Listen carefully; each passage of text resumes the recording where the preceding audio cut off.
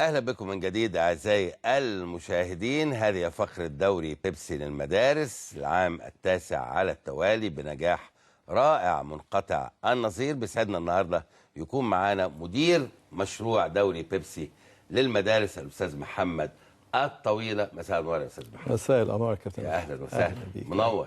الله يسلمك، الله يخليك. ومعانا أيضا أحد نتاج الموهوبين من دوري بيبسي المدارس. زي ما قدمنا الأسبوع اللي فات مجموعة كبيرة من اللاعبين الموهوبين اللي أصبحوا النهاردة نجوم متلألئة بالفعل في سماء كرة القدم، ومنهم لاعبين في منتخبات وطنية، في مقدمتهم طبعا أحمد الشناوي. معانا أيضا اللاعب الموهوب المنضم حديثا لنادي الزمالك إبراهيم حسن.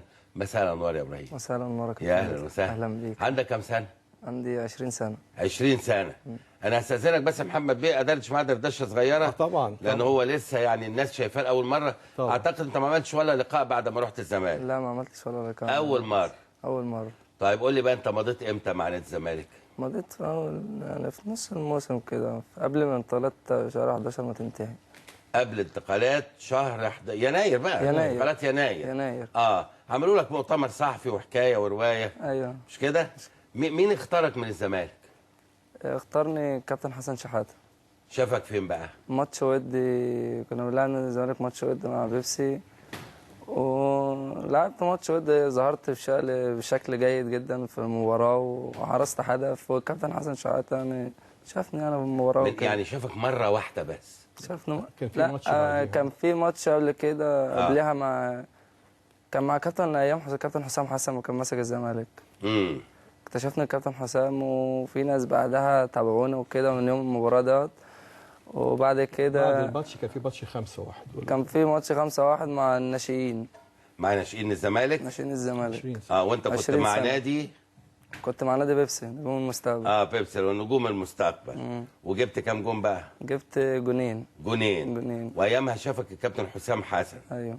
انت يوميها انت قلت لي كان في خناقه عليه، اعتقد مش هو ده اللاعب ولا كان حد تاني؟ لا، كان قبل كده كان في توكل محمد توكل. اللي راح بلغاريا في باين. بلغاريا. ده كان عليه خناقه برضه. كانت ما بين الاهلي والزمالك، يعني مش خناقه، احنا يعني الصحافه بتقول خناقه كرويه. يعني كان كل طرف بيرغب انه يضمه عنده، لكن في الاخر كان الزمالك اقرب، وفي الاخر خالص اللي فاز بالصفقه كان النادي المصري ابراهيم بكامل. وبرضه كان توكل نتاج دوري بيبسي المدارس. مظبوط. طب قول لي حضرتك، يعني ازاي اخترت ابراهيم حسن؟ هو ابراهيم حسن كان من الدفعه الثالثه، كان ثالث سنه بالنسبه لدوري بيبسي 2005 2006. اوكي. وطبعا هو كان طلع من احسن 10 موهوبين على مستوى الجمهوريه. ومن خلال احنا لنا آلية لاكتشاف الموهوبين. بيمر اللاعب بعده مراحل بتعمل فيها فلتريشن للاعب ابتداء. يعني لو دخلنا على طول في موضوع الآلية ديت، احنا بنبدا على المستوى الاول. احنا بندي لجميع المدارس قبل البطوله ما بتبدا، بندي لكل مدرسه كورتين، بحيث ان هم بيبداوا يعملوا دوري داخلي داخل للفصول في المدرسه على مستوى الجمهوريه. على مستوى الجمهوريه. كويس. على اساس ان يبدا بعد كده هو المدرس التربيه الرياضيه يختار فريق المدرسه. فبعد كده بيطلعوا بيلعبوا بحاجه اسمها لغايه هنا ده دور التربيه والتعليم. التربيه والتعليم هي بتقوم بالدور ده بالكامل، ويختاروا فريق المدرسه. وبعدين يبدا بنعمل اول حاجه اللي هي بطوله الاداره التعليميه. احنا عندنا 268 بطوله بتقام كل عام للمرحله الاعداديه والمرحله الابتدائيه. فكل بطوله كامله بالكاس بالميداليات بكامل للفريق اللي بيمثل الاداره التعليميه. ففي السنه بنعمل 268 بطوله. ففي بطوله الاداره التعليميه بيبدا عمليه ترشيح اللاعبين الموهوبين وليس اختيار اللاعبين الموهوبين. ترشيح بيبقى مندوب من عندنا، من احد الخبراء من الشركه، بيبقى موجود مع بتوع التربيه والتعليم، وبينقوا الاولاد اللي هم شايفينهم كويسين داخل البطوله، وبيبداوا يرشحوهم للخضوع امام لجنه الخبراء في بطوله المحافظه. كويس. فبناخد من كل اداره تعليميه حوالي 5 لاعبين موهوبين في المتوسط، علشان بيجونا في بطوله المحافظه قدام الخبراء. بيتعمل ماتشات للموهوبين، بننقي يعني كل في 10 ادارات تقريبا في المحافظه الواحده. نعم. فلو قلنا 10 في 5 ب50، فبيجي لي 50 لاعب قدام الخبراء اللي هم في الصوره قدامنا دول بيقعدوا يختاروهم في داخل بطوله المحافظه عشان نختار منهم حوالي 10. بيجينا بعد كده ال10 دول في بطوله الجمهوريه في القاهره، بيقعدوا عندنا لمده اسبوع عشان نختار من ال 270 لاعب الموهوب على مستوى الجمهوريه، نبدا نعمل لهم تصفيه جديده. بيطلع لنا في الاخر كل سنه مش اقل من 80 90 لاعب موهوب اللي هم نتاج كل سنه. جميل، دي المراحل. أيوة. طبعا هي الفلسفه مفهومه، فلسفه الشركه اعتقد أكيد. يعني هي نوع من انواع المشاركه اعتقد المجتمعيه. مظبوط. ودي حاجه جميله انه شركه بحجم شركه بيبسي كولا يعني تعمل هذه المشاركه مع اهم قطاع في مصر بالظبط، اللي هو قطاع الشباب، قطاع التربيه والتعليم. بالظبط. طب برضو عايز اسال ابراهيم، واحنا ما زلنا بنتفرج على الحاجات دي، انت كان عندك كام سنه اول ما اشتركت يا ابراهيم في دوري بيبسي؟ كان عندي 14 سنه. 14 سنه. اللي قدامنا دول عندهم كام سنه؟ مش دول دول الخبراء. دول الخبراء. دول عندهم كام اللي قدامنا دول؟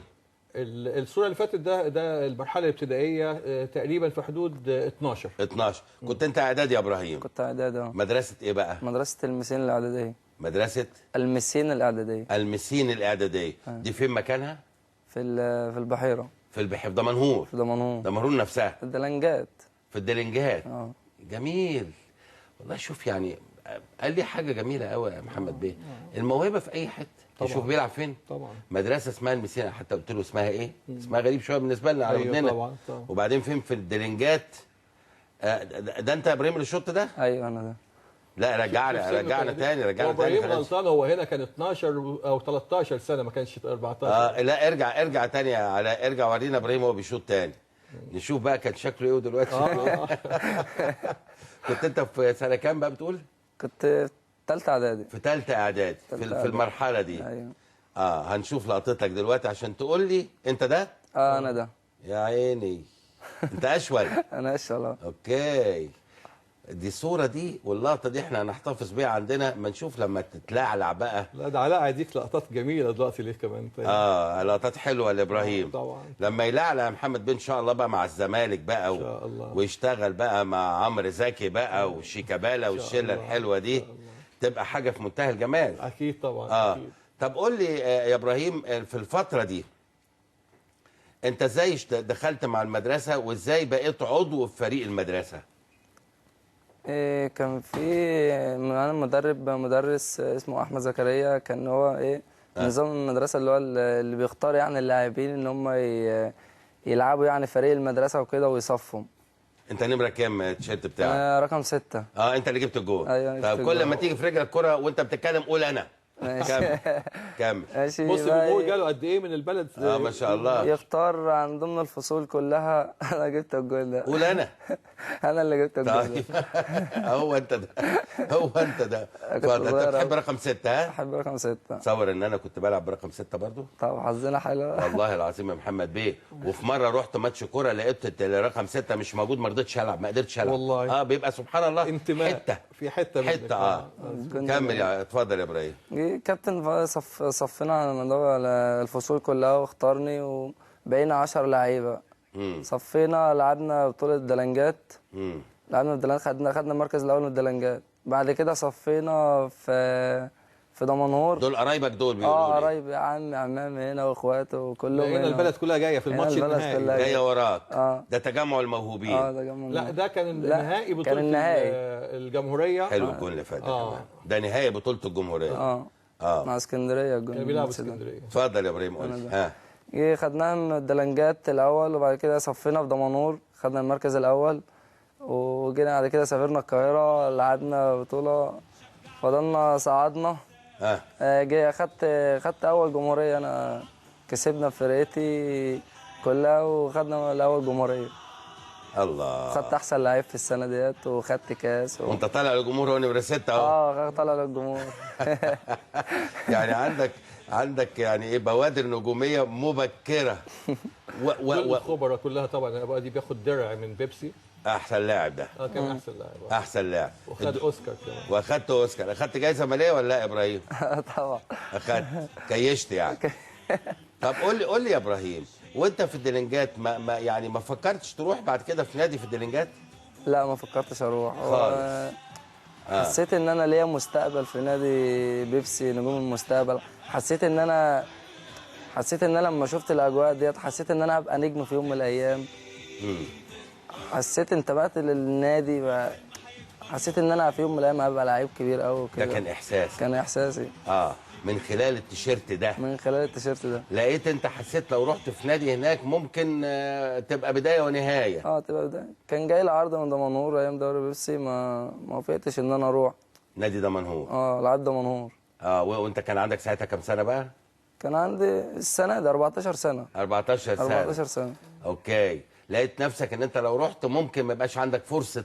مش هيبقى في فرصه، انما دمنهور يعني مثلا لو لعيب لعب سنه والثانيه وجاله النادي مستحيل يمشوه. انما بيبسي فيه احتراف، في ان تروح لنادي كبير زي نادي الزمالك، نادي الاهلي، في انديه كتير في احتراف. فكره هو ابراهيم كان جاي له ستاندرد لياج. ستاندرد لياج في بلجيكا. وبعتوا له الدعوه موجوده فعلا وكل حاجه وخلاص كنا ماشيين، بس للاسف هو ابراهيم عنده جيش. ما قدرناش يعني نساعده في الحته دي، لانه كان لازم يستنى، كان مطلوب في الجيش في الفتره دي. طب هو بقى لما ما شاء الله اخذ احسن لاعب، اوتوماتيك حضرتك بقى كراجل مدير للمشروع بتلقط المواهب دي؟ لا، هو انا هقول لحضرتك حاجه. احنا البرنامج اللي حطاه شركه بيبسي كولا ان احنا زي ما قلت لك بيطلع لنا كل سنه حوالي 80 لاعب. 80 90 حسب اللي بيطلع. فالمفترض ان احنا بناخد عدد منهم اللي احنا بنتوسم فيهم. ده قدام خبراء ستاندرد لياج. ده لما جه الخبير بتاع اللي هو المدير الفني عندهم، اللي هو اللي بيسموه مدير فني، اللي هو ده هو. طب تيجي نسمعه في ثانيه ونرجع. سمعنا يا الكابتن جوهري موجود.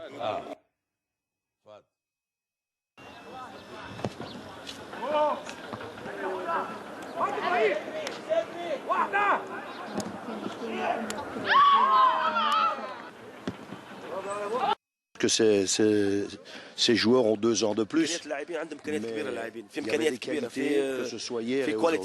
Disons que moi hier, ce que j'ai vu, c'est les bases de la finalité du travail que j'ai remarqué aujourd'hui. Hier, les bases techniques étaient mises, l'alimination du jeu, et aujourd'hui on a vu plus d'intensité. Mais ces qualités-là, je les ai retrouvées hier, aujourd'hui. J'ai apprécié le rythme, la vitesse d'exécution. البدنيه واللعب الجماعي ممتاز، كان في سرعه انتقال الكره، بعدين في تالنت كبير قوي جدا. اللاعبين بصفه عامه 90% مميزين كلهم.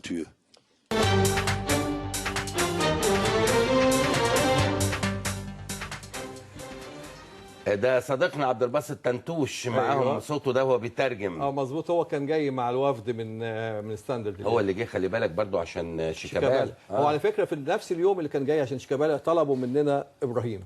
لان هو لما حصل مغالاه في الاسعار شويه وما اتفقوش مع بعض، فكان النتيجه ان هو شافوا السيديهات بتاعه ابراهيم. شافوا السيديهات. وقعد معايا في المريديان هنا رئيس النادي في نفس اليوم اللي كانوا جم لشيكابالا، واتفق خلاص. بعديها ب3 ايام بعت لنا الدعوه، ولكن ابراهيم فاجئني بقى بحكايه الجيش ديت، ما كانش ليه نصيب. ما كانش له نصيب. يعني انا كان نفسي ابراهيم يحترف، لان هو فعلا يعني ده هنا مع المهندس طارق ابيل رئيس الشركه. شوف سنه كان قد ايه بيستلم كان جسمه بتستلم هنا ايه بقى يا ابراهيم؟ كنت بستلم ميداليه. ميداليه ايه بقى؟ ميداليه المركز يعني ولا وانت خدت كاس احسن لاعب؟ في البطوله دي. مدرسته خدت البطوله السنه دي، اللي هي مدرسه المسين الاعداديه. المسين الاعداديه.